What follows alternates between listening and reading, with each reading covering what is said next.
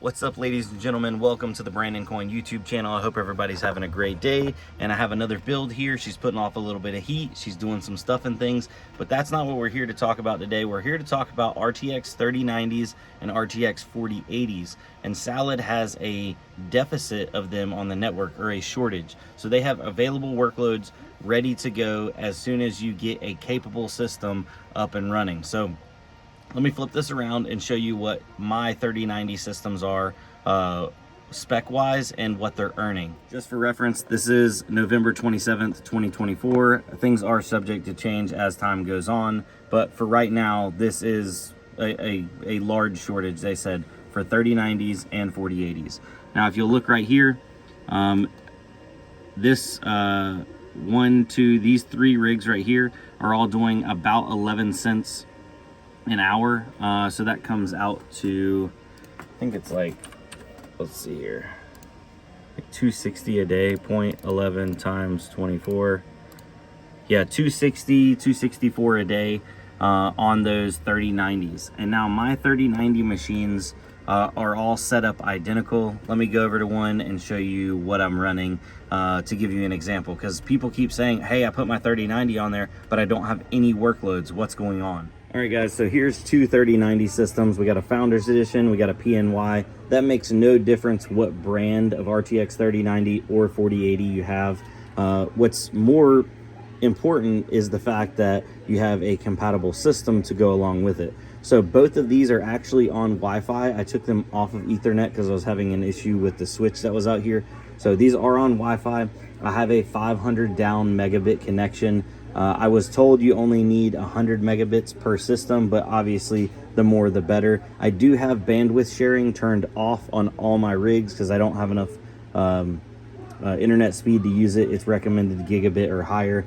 But these systems are running two 32 gig sticks of DDR4, so 64 gigs on each and every single one for these specific workloads. And both of these systems are Ryzen 7 5700s. So these are 8 core, 16 threads, and they are picking up these jobs and hammering them out. And I've been pretty much steady on these jobs, other than I had a little power flicker last night, but as soon as I got them back up online, it took them, 10-15 minutes. They got back connected and they're up and running. So that lets you know a good idea of what you need for internet, what you need for RAM, what you need for CPUs. Now, my other 3090 system that's inside, it is on a Xeon. It's on my Xeon combo kits. So that one has a 12-core Xeon with 64 gigs of DDR4 ECC server RAM.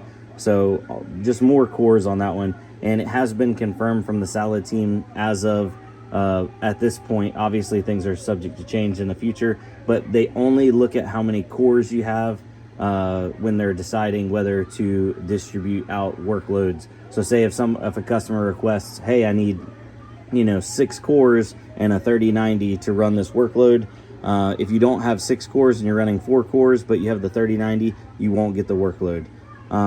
But if you have 8 cores versus 12 cores, you don't make additional money for having those 12 cores or 10 cores or 8 cores or so on. So that's why, you can always go too big, and you can definitely go too small.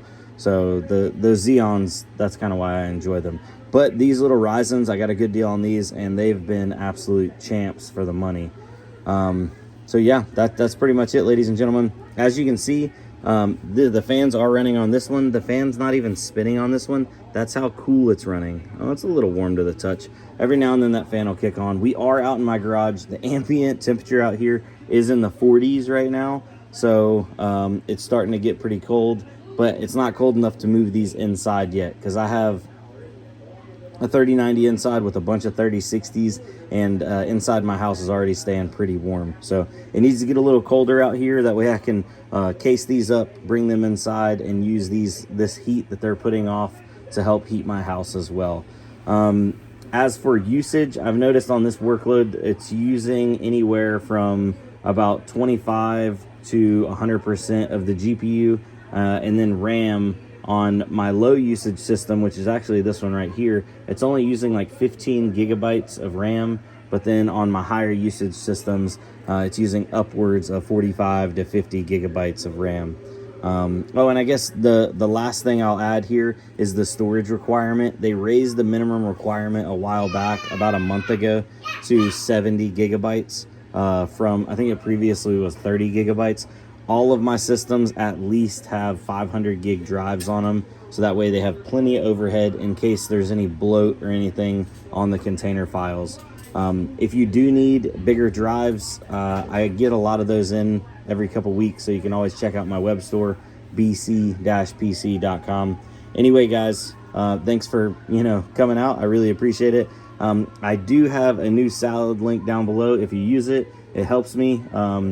If you're not on Salad, it's really easy to set up. I'm actually going to do a new setup guide for the winter time, but if you have any bit of experience, you can just click right through and follow along, and it's not bad. So anyways, comment down below if you have any questions, and other than that, I'll see y'all on the next one. Adios.